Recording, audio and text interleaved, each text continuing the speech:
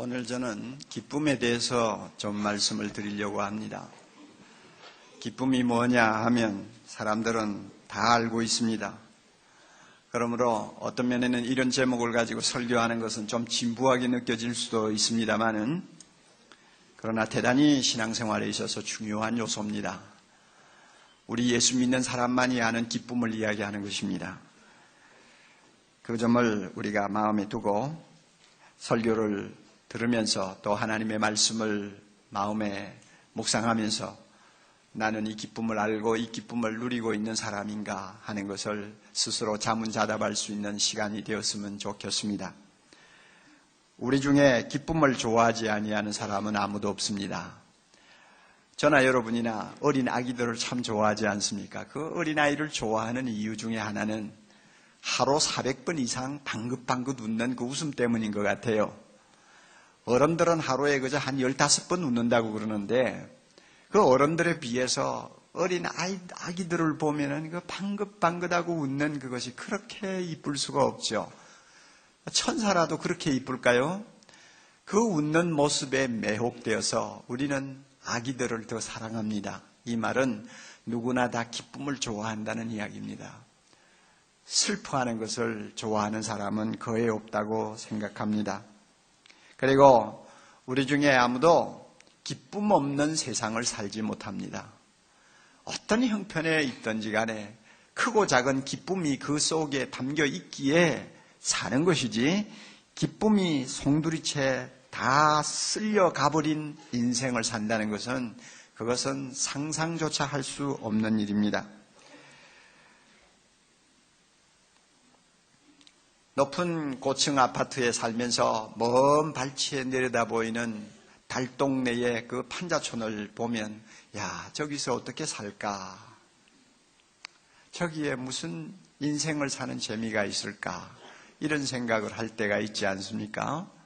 그러나 여러분 실제로 달동네에 가서 그 비탈진 길을 올라가면서 한번 들어보세요. 다 기울어져가는 작은 판잣집 안에서도 간간히 웃음소리가 새어나옵니다. 어린아이의 웃음소리도 새어나오고 부부가 함께 막 마음 놓고 웃는 소리도 새어나옵니다. 기쁨 없이 세상을 산다는 것은 불가능한 것입니다. 만약에 우리의 삶에서 기쁨이 고갈되어 버리면 잘못할 때는 탈선하기 쉽죠. 악한 어떤 방향으로 기쁨을 추구하는 것입니다. 그래서 무서운 범죄에 빠지기도 합니다. 또 요즘 젊은이들은 마약에 마음을 빼앗기기도 합니다. 텔레비 기자와 인터뷰를 하는 마약 중독자의 말 한마디가 제 귀에 아직도 남아있어요.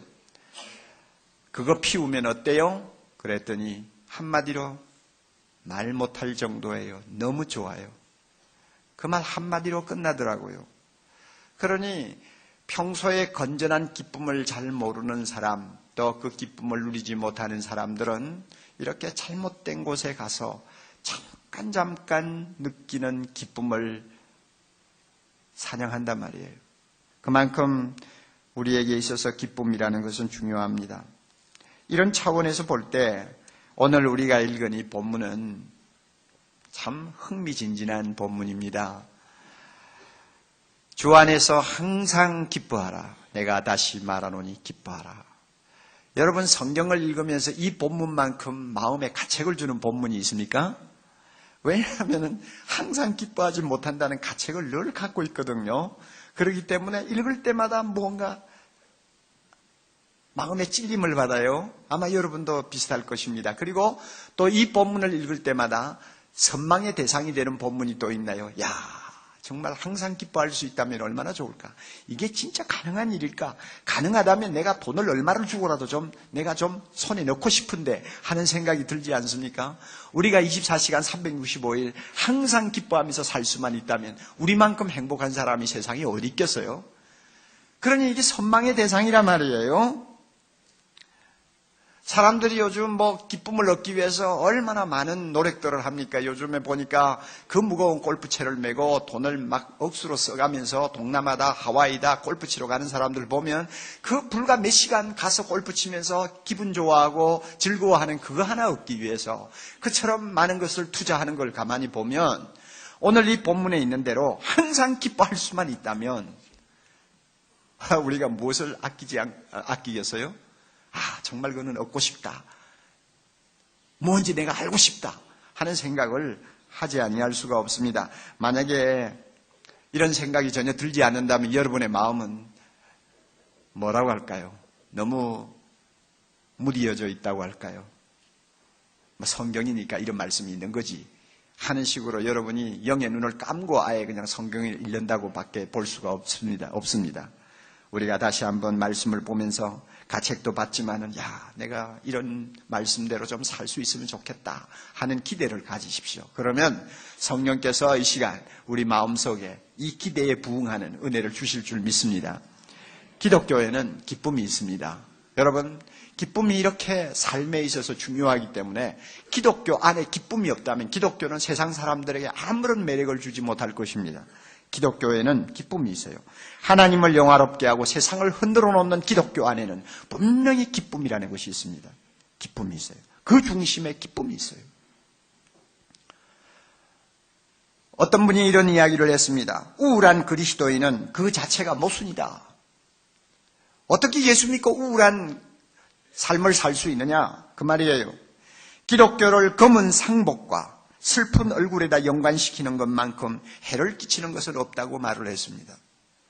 그 말은 기독교에는 세상이 모르는 독특한 기쁨이 있다는 것입니다.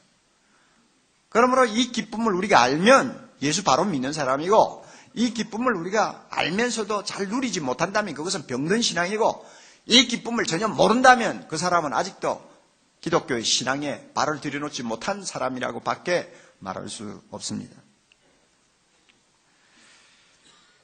그래서 우리가 오늘 본문을 유의 깊게 좀 묵상할 필요가 있습니다. 주 안에서 항상 기뻐하라. 내가 다시 말하노니 기뻐하라.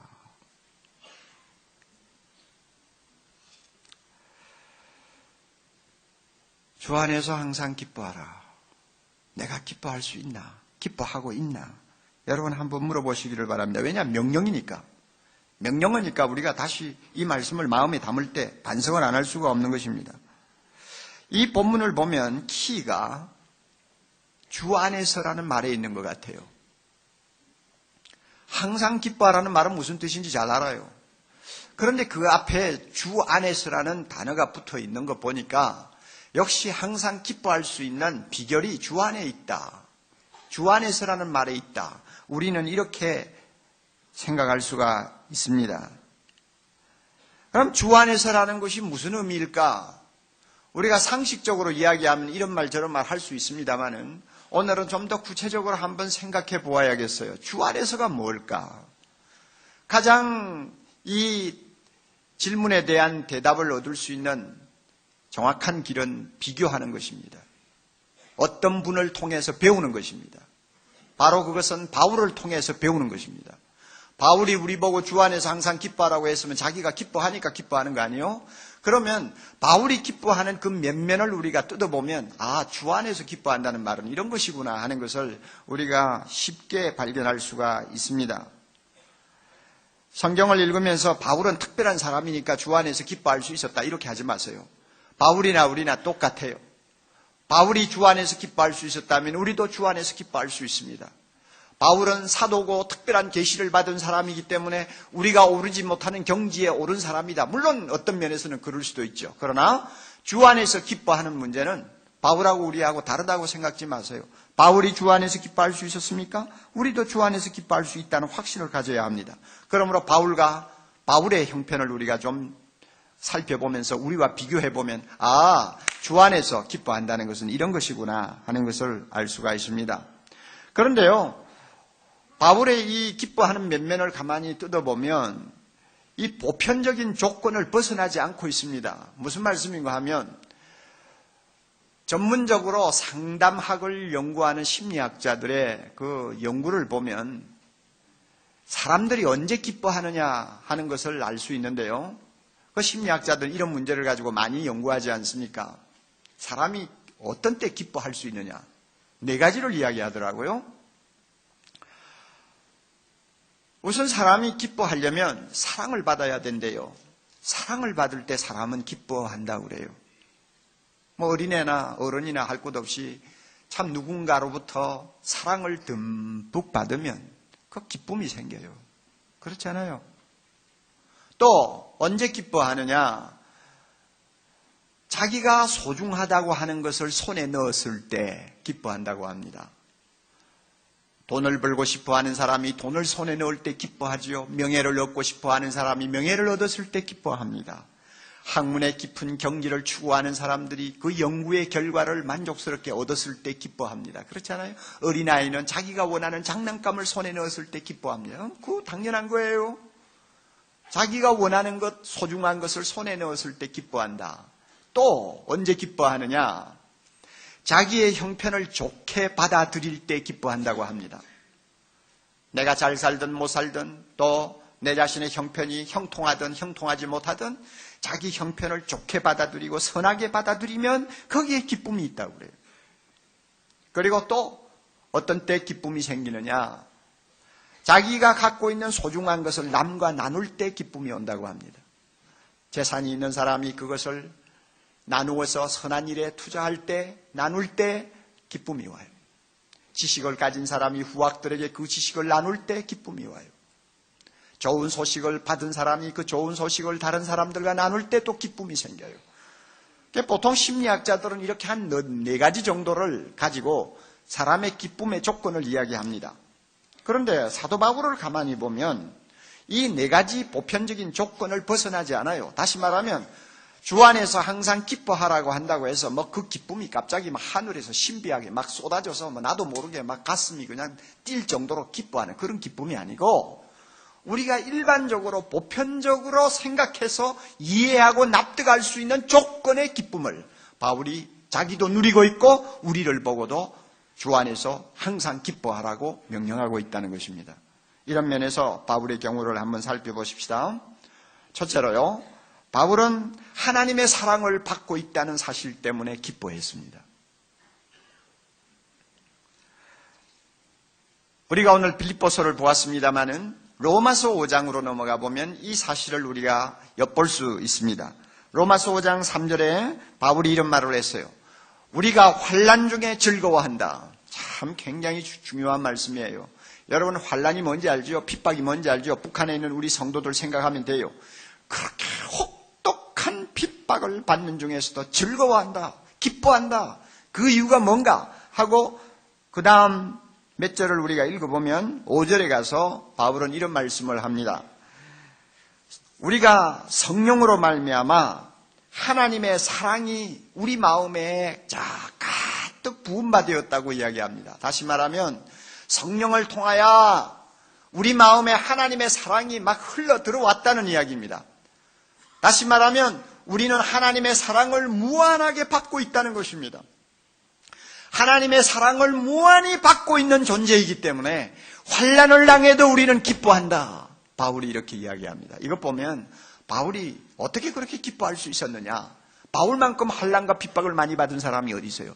그럼에도 불구하고 어떻게 그렇게 기뻐할 수 있었느냐? 이유가 분명히 드러났어요. 바울은 자나깨나 내가 하나님의 사랑을 받고 있다 하는 그 감격을 한 번도 잊지 않고 있었어요. 하나님의 사랑을 받고 있다. 무한한 하나님의 사랑의 대상이라고 하는 사실 때문에 바울은 매를 맞으면서도 기뻐할 수 있었던 것입니다. 이게 바울이에요. 그렇다면 여러분, 우리는 하나님의 사랑 받지 않고 있나요? 여기 앉아 계시는 여러분, 우리는 하나님의 사랑과 거리가 뭔가요? 아무도 그렇지 않습니다. 우리 모두 하나님의 사랑을 받고 있습니다. 할렐루야. 우리 모두 하나님의 사랑을 받는 너무나 존귀한 존재들입니다. 하나님이 우리를 사랑하셨습니다. 하나님이 우리를 무궁히 사랑하셨습니다. 아낌없이 자기의 외아들을 포기할 정도로 우리를 완전히 사랑하셨습니다. 그 사랑을 우리 모두가 받고 있습니다. 성령을 통하여 그 사랑을 우리는 마음에 가득히 담고 있습니다. 내가 느끼든 느끼지 못하든 하나님의 사랑은 폭포수와 같이 우리를 가득히 채우고 있습니다. 우리는 하나님의 사랑 받고 있어요. 여러분, 슬플 때 조용히 내가 얼마나 하나님의 사랑을 받고 있는가를 한번 묵상해 보세요. 마음이 아플 때 하나님이 나를 얼마나 어떻게 사랑하고 계시는가를 한번 생각해 보세요. 그러면 바울처럼 우리도 기뻐할 수가 있습니다. 사랑은 기쁨을 자아냅니다. 만유를 창조하신 하나님이 나 같은 것을 특별히 사랑하신다는 사실을 우리가 마음속 깊이 받아들이고 그것을 믿음으로 고백하면 틀림없이 그 사랑은 우리에게 기쁨을 안겨줍니다. 헨리 나우엔이라고 하는 유명한 분이 한 말입니다. 기쁨은 행복과 같은 것이 아닙니다. 기쁨하고 행복은 다릅니다. 기쁘다고 행복한 거 아닙니다. 우리가 많은 일에 불행할 수 있습니다. 그러나 기쁨은 여전히 그 불행 속에 있을 수 있습니다. 왜 그렇습니까? 우리가 하나님의 사랑을 받고 있는 자녀이기 때문입니다. 하나님의 사랑을 받고 있기에 불행 속에서도 기뻐할 수 있다는 말입니다. 이것은 진리입니다. 우리는 이 사실을 인정해야 합니다. 오늘 성령께서 우리 모두의 가슴을 두들겨서 내가 얼마나 하나님의 사랑을 받고 있는가를 깊이 체험하는 은혜 주시기를 바랍니다. 교회 다니면서 저나 여러분이나 너무 상식적으로 이것을 알고 입으로 말하고 있어요. 하나님은 나를 사랑하신다. 하나님의 사랑은 무한하다. 그렇지만은 그 사랑이 나에게 기쁨을 자아내지 못합니다. 나에게 기쁨을 주지 못합니다. 눈물을 흘리는 슬픔 속에서도 그 사랑 때문에 기뻐할 수 있는 능력을 나에게 회복시켜 주지 못하고 있습니다. 이것은 문제 중에 문제예요. 문제 중에 문제예요. 그러므로 하나님께서 이 시간 우리 모두에게 사랑받고 있다는 사실 때문에 내 가슴에 주체하지 못하는 기쁨이 솟을 수 있도록 은혜 주시기를 바랍니다. 둘째로 바울을 한번 봅시다. 그가 어떻게 항상 기뻐할 수 있었나요? 예수 그리스도를 소유하였기 때문에 기뻐할 수 있었습니다. 여러분, 빌립보서 3장을 한번 보세요. 3장 1절. 정말로 나의 형제들아, 정말로 나의 형제들아, 주 안에서 기뻐하라. 주 안에서 기뻐하라. 주 안에서 우리 보고 기뻐하라고 하니까 바울 자신은 주 안에서 항상 기뻐한다는 이야기 아닙니까? 그래, 왜 이렇게 기뻐하라고 하면서 바울이 자기도 기뻐하는지 그 내용을 쭉 가다가 보면 7절에 가서 그 이유를 알 수 있습니다. 그러나 무엇이든지 내게 유익하던 것을 내가 그리스도를 위하여 다 해로 여길 뿐더러 또한 모든 것을 해로 여기면, 그 다음에 나갔죠? 내 주 그리스도 예수를 아는 지식이 가장 고상함을 인함이라. 한마디로 요약하면 예수님을 얻었다는 것입니다. 바울이 기뻐하는 이유는 예수님을 얻었고 예수님을 소유하고 살기 때문이라는 것입니다. 예수님만큼 이 세상에서 소중한 분은 없습니다. 예수님만큼 우리에게 복이 되는 분은 없습니다. 예수님만큼 우리에게 기쁨의 원천이 되는 분이 없습니다. 예수님은 우리의 모두, 예수님 때문에 우리는 하늘에 있는 모든 축복을 다 소유하게 됐습니다. 그러니까 이 예수님을 바울은 발견하자마자, 이 예수님을 소유하자마자 너무너무 그 예수님이 좋아서 다른 것은 전부 배설물처럼 다 취급해버렸다고 그는 이 본문에서 고백하고 있습니다. 바울이 항상 기뻐할 수 있는 비결이 뭐냐? 예수님을 얻었기 때문이었습니다. 여러분, 우리는 예수님을 얻지 않았나요? 우리에게는 예수님이 안 계시나요? 아니요! 저나 여러분이나 예수님 모시고 삽니다. 우리 모두 예수님을 발견했습니다. 할렐루야. 우리 모두 예수님을 소유하고 삽니다. 아멘. 우리 모두 예수님과 함께 동행하고 있습니다. 아멘. 그렇죠. 우리 모두 예수님과 함께 살고 있는 예수님을 소유한 사람들입니다. 여러분, 예수님을 우리가 소유함으로써 우리가 받아 누리고 있는 은혜는 얼마나 대단합니까? 나의 모든 죄가 용서받았고 하나님의 자녀가 되었고 오늘도 우리는 하나님의 자녀로서 거룩하신 하나님의 손을 잡고 이 험한 세상 걸어가고 있지 않습니까? 우리가 기도할 때마다 예수님 때문에 우리는 하나님으로부터 응답을 받는다는 확신을 갖고 살고 있지 않습니까? 누가 우리를 해칠 수 있습니까? 하나님이 우리를 보호하고 있지 않습니까? 그뿐입니까? 예수님 때문에 우리가 얻은 건요, 하늘에 있는 모든 축복을 다 얻었어요. 예수님 얻자 예수님 뒤로 따라오는 하늘에 있는 영광스러운 모든 축복이 내 것이 되었어요. 얼마나 귀하죠. 이 예수 때문에 바울은 기뻐했습니다.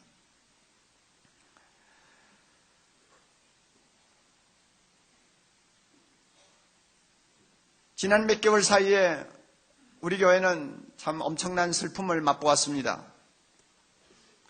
장로님 중에 참 너무나 존경스러운 장로님 한 분이 나이에 비해서 조금 일찍 하나님의 부름을 받았습니다. 송달 장로님이시죠. 그리고 얼마 지나지 않아서 우리와 함께 10여 년 동안 주님의 영광을 위하여, 교회를 위하여 함께 뛰며 주님을 섬기던 양수봉 목사님이 또 세상을 젊은 나이에 떠났습니다. 이것은 저에게 굉장한 고통이었습니다. 아픔이었습니다. 사랑의 교회 24년 역사를 돌이켜볼 때 이렇게 중요한 자리에서 저와 가까이 일하신 분 중에 빨리 하나님의 부름을 받은 사람들이 거의 없었어요. 그런데 연속적으로 이런 일을 당할 때 제 마음이 얼마나 아픈지 몰라요. 너무나 존경스러운 분들입니다. 너무나 믿음이 좋은 분들입니다. 너무나 예수님을 사랑하는 분들입니다. 예수님 때문에 싱글벙글 할 정도로 기뻐하던 사람들입니다. 그렇게 좋은 분들을 왜 하나님이 일찍 데리고 가시는지 알 수가 없지만 그분들을 잃어버렸다 하는 생각 때문에 제 마음에는 자주 고통이 찾아왔어요. 그럴 때 그 고통이 찾아오고 마음이 우울해질 때마다 제 눈앞에 스쳐 지나가는 성경 말씀이 있어요. 이것은 한 번도 아니에요. 10번, 20번, 100번 똑같이 그 고통과 슬픔이 올 때마다 내 눈앞에 나타나는 말씀이에요. 로마서 8장에 있는 말씀입니다. 현재의 고난은 장차 우리에게 나타날 영광과 좋게 비교할 수 없다. 현재의 고난, 지금 죽음을 당하고 사랑하는 자를 잃어버리고 눈물에 젖어 있고 가슴이 아프고 하는 이런 고난 아무리 커도 송장로님, 양목사님이 하늘나라에 가서 예수님 때문에 받아 누리는 그 영광에 비하면 아무것도 아니다. 현재의 고난은 장차 우리에게 나타날 영광과 좋게 비교할 수 없도다. 장차 나타날 영광만이 아니에요. 지금 당장 하나님의 부름을 받은 자들이 지금부터 누리고 있는 그 영광이에요. 그 영광에 비하면 지금 슬퍼하는 건 아무것도 아니고 지금 고통하는 건 아무것도 아니고 비교가 될 수가 없다는 이야기입니다. 그 말씀이 눈앞에 자꾸 지나가요. 여러분 그렇지 않아요? 예수님을 우리가 얻자마자 함께 덩달아서 얻은 것이 있어요. 하늘의 축복입니다. 할렐루야. 하늘의 축복이요. 그거 다 내 것 됐습니다. 그러니까 이 세상에서 내가 갖고 있는 것 별로 없어도 예수님 얻으면서 함께 얻은 저 하늘의 축복들을 다 생각해 보면 기쁨이 솟는 거예요. 바울이 그래서 항상 기뻐할 수 있었어요. 여러분 오늘 이 시간 우리에게도 이와 같은 기쁨을 회복시켜 주시기를 바랍니다. 내가 예수님 얻었지 않냐? 예수님 모시고 있다면 예수님 안에 있는 모든 것이 내 것인데 도대체 왜 기뻐하지 못할까? 기뻐하지 못할 이유가 어디 있습니까? 세 번째로요, 바울을 보면 왜 기뻐했느냐? 바울은 자기 형편을 좋은 것으로 받아들였습니다. 자기가 당하는 모든 형편을 하나님이 주신 것으로, 선한 것으로 받아들이면서 기뻐할 수 있었습니다.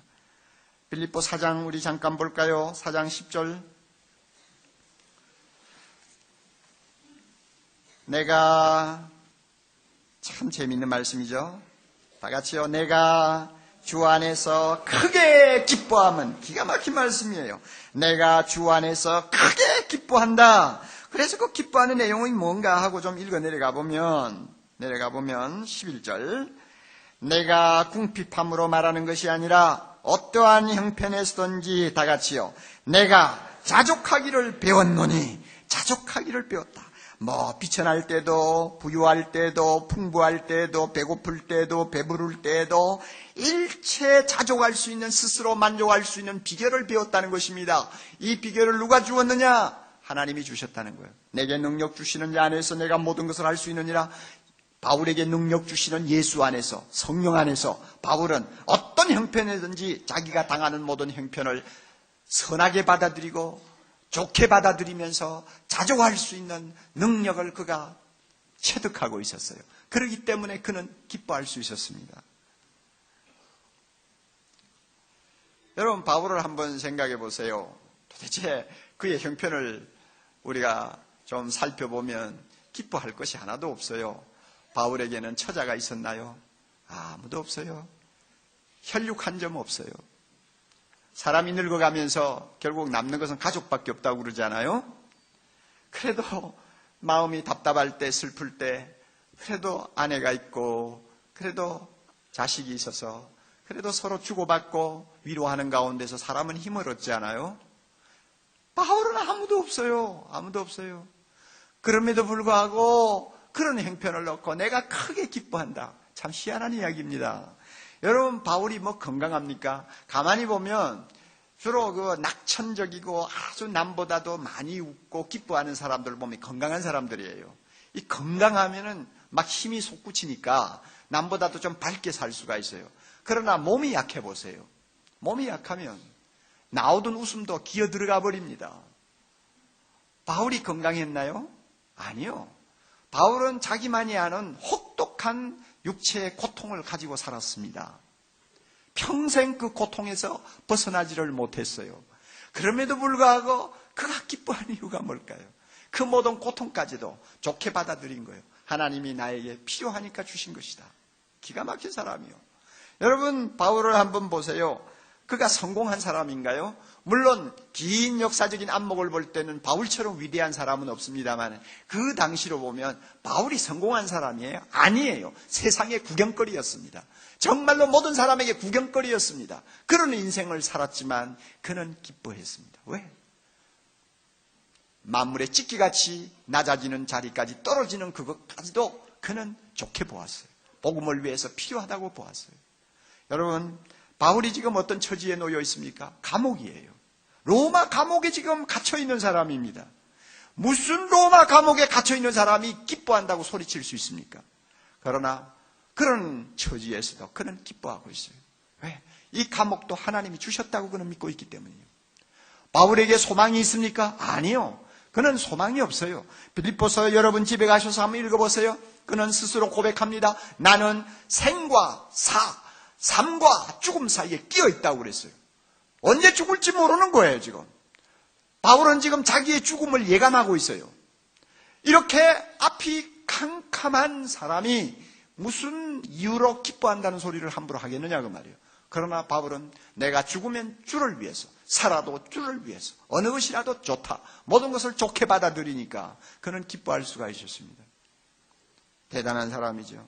여러분, 우리는 어떻습니까?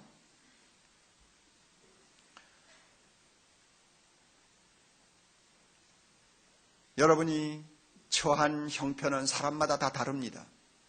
어떤 분들은 만족스러워할 수도 있고 어떤 분들은 불만족스러워할 수도 있고 어떤 사람은 참 행복해야 할 수도 있고 어떤 사람은 하루하루 사는 것이 너무나 힘들다고 생각되는 분들도 계실 거예요. 그러나 어떤 형편에 놓였든지 우리는 바울처럼 항상 기뻐할 수 있습니다. 어떻게? 나의 형편을 하나님이 주신 것으로 받아들이는 것입니다. 하나님이 나를 위해서 필요하니까 주신 것이다. 하나님이 보실 때 모든 것이 합력하여 선을 이룰 수 있다고 판단되기에 나에게 허락하신 처지다. 이렇게 생각하고 좋게 받아들이고 감사하면 그 모든 조건에서 나는 행복할 수 있는 것입니다. 배가 가는 데는 바닷물이냐 강물이냐가 차이가 없어요. 짠물이냐 싱거운 물이냐 차이가 없어요. 배는 바닷물에도 가고 강물에도 가는 거예요. 예수 믿고 모든 형편을 하나님이 주신 선한 것으로 받는 사람에게는 항상 기뻐할 수 있는 은혜가 있는 것입니다. 바울이 우리에게 이것을 가르쳐 줍니다. 여러분 자신의 형편을 놓고 불만하고 붕괴하고 원망하고 그래서 마음속에 항상 지옥과 같은 생각을 가지고 실험하는 분들 계시면 이 시간 성령께서 여러분의 마음에 다시 한번 은혜를 주시기를 바랍니다. 하나님께서 주신 환경, 이것은 나에게 좋은 것이다 하고 받으면 바울처럼 자족할 수 있는 은혜를 내가 얻을 수만 있다면 항상 기뻐할 수 있다는 것입니다. 네 번째로 바울은 자기가 갖고 있는 가장 소중한 것 예수를 다른 사람들에게 나누어 줌으로 그는 기뻐하고 살았습니다. 1장을 한번 넘어가 보세요. 1장 18절입니다. 바울이 지금 한 말씀 중에 유명한 말씀인데요. 한번 보세요. 1장 18절 그러면 무엇이뇨? 외모로 하나 참으로 하나 무슨 방도로 하든지 전파되는 것은 그리스도니 그 다음에 다 같이요. 이로써 내가 기뻐하고 또한 기뻐하리라. 이 무슨 말씀인가 하면 바울이 지금 감옥에 갇혔잖아요. 감옥에 앉아서도 예수님을 막 다른 사람에게 증거했습니다. 그래서 뭐 간수가 회개하고 돌아오고 그 다음에 그 감옥에 있는 지체 높은 사람들이 나중에 회개하고 돌아오고 그래서 네로의 궁전에까지 예수 믿는 사람들이 자꾸 생겼습니다. 그래서 그 예수를 전하는 것도 굉장한 기쁨인데 바울이 감옥에 갇혀서 부자유스러우니까 자기가 전하지 못하는 사람들에게 바깥에 있는 사람들이 바울 때문에 복음을 열심히 전하는 소식을 들었어요. 그러니까 바울이 내가 갇혀 있어도 복음이 증거되고 내가 갇혀 있으므로 다른 사람이 더 복음을 열심히 전한다는 소식을 들을 때 너무너무 기쁜 거예요. 그래가지고 기뻐하고 기뻐하노라. 예수만큼 소중한 것이 없는데 이 예수를 다른 사람에게 전해서 그 사람이 예수 믿고 돌아와 하나님이 주시는 선물인 영생을 얻도록 만드는 것을 생각하면 막 기쁨을 억누르지 못하는 것입니다. 바울이 그래서 항상 기뻐할 수 있었어요. 감옥에서도 기뻐할 수 있었어요.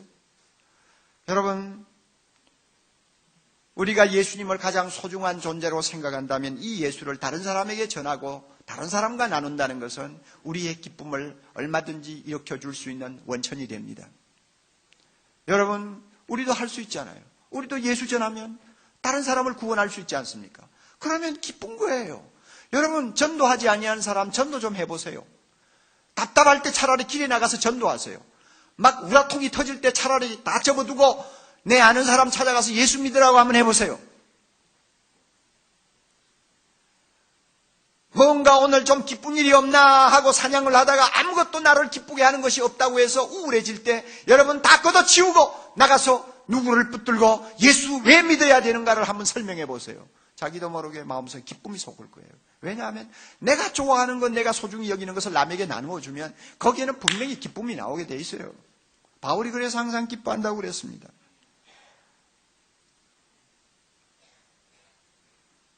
바울의 경우를 우리가 이렇게 검토해 보면 바울이 어떻게 항상 기뻐할 수 있었는가를 발견할 수가 있습니다. 그래서 주 안에서 항상 기뻐하라. 이 주 안에서라는 뜻이 무엇인지를 우리가 대충 감을 잡을 수가 있습니다. 네 가지로 말씀드렸어요. 주 안에서가 뭔가 바울의 입장에서는 하나님의 사랑을 받고 있다는 것. 내가 하나님의 사랑을 받고 있기에 항상 기뻐한다 그 말이에요. 주 안에서가 뭡니까?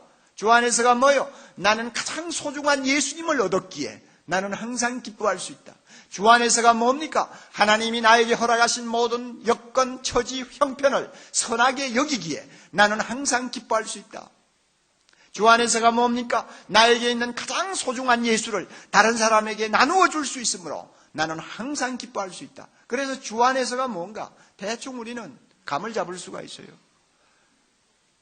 여러분 기억에 남을 수 있어요? 주 안에서가 뭐라고요? 첫째 뭐요? 하나님으로부터 사랑받고 있다. 그러기에 항상 기뻐한다는 거예요. 두 번째 뭡니까? 가장 소중한 예수를 내가 얻었기에 기뻐할 수 있다고요. 또 세 번째, 나에게 주어진 환경을 좋게 보는 자족하는 은혜가 있기에 나는 기뻐할 수 있다는 거예요. 내가 소유하고 있는 예수를 다른 사람에게 전할 수 있기에 나는 기뻐할 수 있다는 거예요. 이게 주 안에서요. 주 안에서 항상 기뻐하라. 조금 더 이상한 거 아니에요. 바울이 기뻐할 수 있었던 것처럼 우리도 기뻐할 수 있습니다. 할렐루야! 우리도 기뻐할 수 있어요.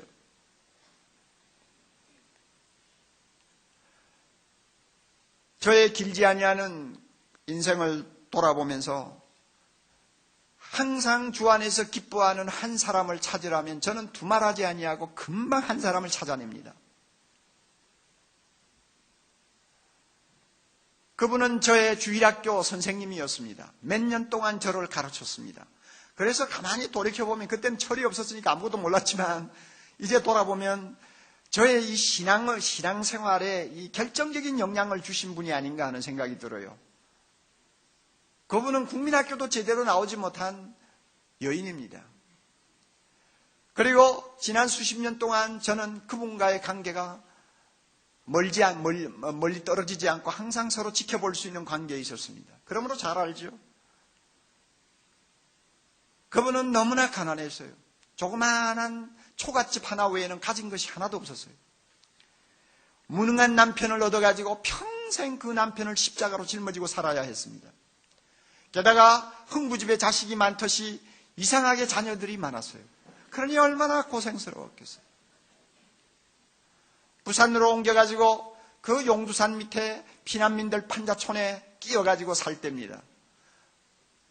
영도다리 옆에다가 조그만한 장소 하나 얻어가지고 낡아 빠진 재봉틀 하나 갖다 놓고는 지나가는 사람들의 옷가지를 끼워주면서 한 푼 두 푼 벌어가면서 사는 거예요. 교회를 가도 사람 대우 별로 못 받아요. 가난하니까. 이상하지요? 교회도 가면 가난한 사람들이 천대받을 때가 많아요. 이게 지상교회인가 봐요. 교회 가도 뭐 그렇게 사람들의 주목을 받지 못했어요. 그럼에도 불구하고 제가 만날 때마다, 제가 그분을 생각할 때마다 마음에 항상 기억되는 것은 항상 기뻐했다는 거예요. 그 얼굴이 기쁨이 충만했어요. 그렇다고 그분이 눈물을 흘리지 않았다는 말은 아닙니다. 그렇게 고된 삶을 살면서 눈물이 왜 없겠어요? 얼마나 울기를 많이 하고, 얼마나 어떤 때는 고통을 많이 당하고, 얼마나 어떤 때는 답답해가 잠을 자지 못하고 고민할 때도 많았어요. 그렇지만은 분명한 거 있어요. 기쁨이 있었어요. 감히 접근할 수 없는 신비스러운 기쁨이 그에게 있었어요. 그러므로 그분만 생각하면 저는 그리스도 안에서 기뻐하는 사람의 모습을 저는 항상 생각합니다. 그 부인이 그렇게 기뻐한 이유가 뭐예요? 예수 한 분 때문이에요. 자나깨나 예수 때문에 그는 어떤 환경에서도 기뻐할 수 있는 비결을 그는 배우고 살았습니다. 놀라운 이야기죠. 나이가 좀 들어 새벽에 교회 나가서 그날따라 열심히 기도하고 모든 사람이 다 간 다음에도 내 주를 가까이 하려 하면 십자가 짐 같은 고난이나 하고 열심히 찬송을 수없이 부르다가 집에 돌아가서 하나님의 부름받고 가버렸어요. 지금쯤은 얼마나 기뻐할까요? 하나님 나라에서 얼마나 춤을 추고 살까요? 제가 그런 분을 가만히 생각하면서 저 자신이 가책을 받을 때가 많아요. 왜 목사면서 나는 그런 기쁨을 항상 소유하고 살지 못할까 하는 가책을 받고 있습니다. 그런데요, 여러분 오늘 주 안에서 기뻐하는 것이 무엇인가를 배웠다고 해서 우리에게 기쁨이 찾아오는 거 아닙니다. 다시 하나 중요한 거 있습니다. 여러분 마지막으로 잘 기억하셔야 됩니다. 우리가 기뻐하기 위해서, 바울처럼 주 안에서 항상 기뻐하기 위해서는 선택을 해야 됩니다. 왜 선택을 해야 되느냐? 주 안에서 항상 기뻐하라고 명령하니까 그렇습니다. 카이레테 하는 이 헬라어 말은 습관적으로, 계속적으로 기뻐하라는 의미가 담겨 있습니다. 습관적으로, 계속적으로 기뻐하라는 말이에요. 그러니까 기쁨을 선택하라는 말입니다. 선택하라는 말이에요. 우리는 원망하고 붕괴할 이유를 가지고 살 수 있습니다. 또 우리는 기뻐할 수 있는 이유를 가지고 살 수 있습니다. 그러면 둘 중에 어느 것을 선택할 것인가? 붕괴하고 원망하면서 살 이유를 선택할 것인가? 아니면 항상 주 안에서 기뻐할 이유를 선택할 것인가? 둘 중에 하나예요. 우리가 믿음으로 선택하면 반드시 그 선택한 것이 내 손에 들어오게 돼 있어요.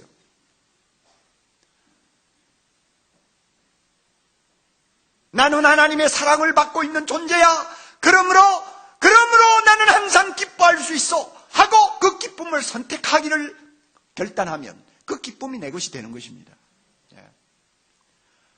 선택할 마음도 없이 그저 자연적으로 기쁨이 굴러 들어오기를 기다리는 사람은 절대로 그 기쁨이 무엇인지 몰라요.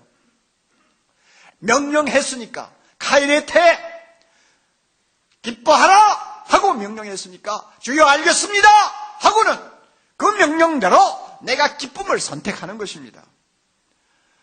내가 이 세상에서 가장 보배로운 예수님을 얻었으니 나는 오늘도 항상 기뻐할 수 있다. 그러므로 나는 기쁨을 선택하자 하고 기쁨을 선택하면 내 마음의 기쁨이 솟구치는 것입니다. 내 형편 아무리 어려워도 이 형편 다 하나님이 알아서 주신 것이니까 이거 다 선한 거야. 하나님 감사합니다 하고 자족하는 마음을 가지고 기쁨을 선택하기로 결단하면 그 기쁨이 내 것이 되는 것입니다. 가만히 앉아있지 말고 저 앞집에 예수 믿지 않는 사람 찾아가서 예수 믿으라고 한번 전도해보자 하고 찾아가서 예수님을 전하기로 결단하면, 선택하면 그 기쁨이 내 것이 되는 것입니다. 사랑하는 형제자매 여러분,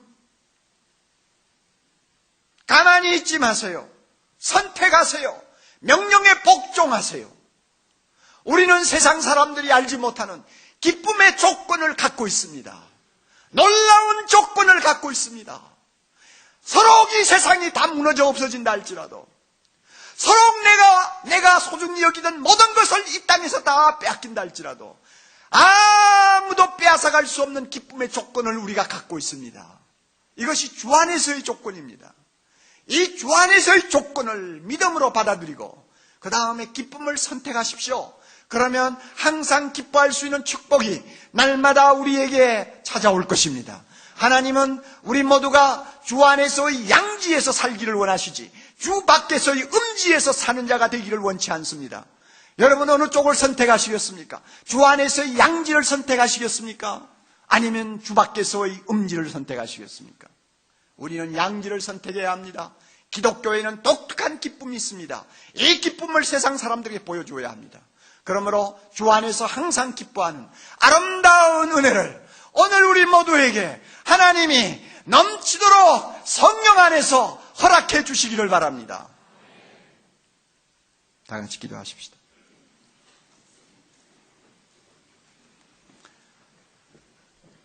감사합니다. 하나님, 진정한 기쁨이라는 것은 하나도 없는 이 세상에서 우리로 하여금 주 안에서 항상 기뻐할 수 있는 영광과 특권을 안겨주신 것 감사합니다. 주여, 오늘 예배드린 모든 성도들, 나는 왜 항상 기뻐하지 못하는가를 깊이 반성하고 돌아가게 하시고 주 안에서 기뻐하기로 선택하는 아름다운 삶을 매일매일 이어갈 수 있게 해 주시옵소서. 그리하여 우리 주변에 있는 많은 사람들이 우리를 향해서 무엇 때문에 그렇게 기뻐하느냐고 물어올 수 있도록 우리의 삶을 주께서 기쁨으로 충만케 해 주시옵소서. 특별히 생활고로 고통하는 형제들에게 이 신비스러운 기쁨을 허락해 주시고, 건강이 나빠 고통하는 자녀들에게 이 신비스러운 기쁨을 허락해 주시고, 세상에서 사회에서 실패하고 낙오된 가운데 좌절하고 있는 형제자매들에게 이 신비스러운 기쁨을 허락해 주시옵소서. 예수님 이름으로 기도하옵나이다. 아멘.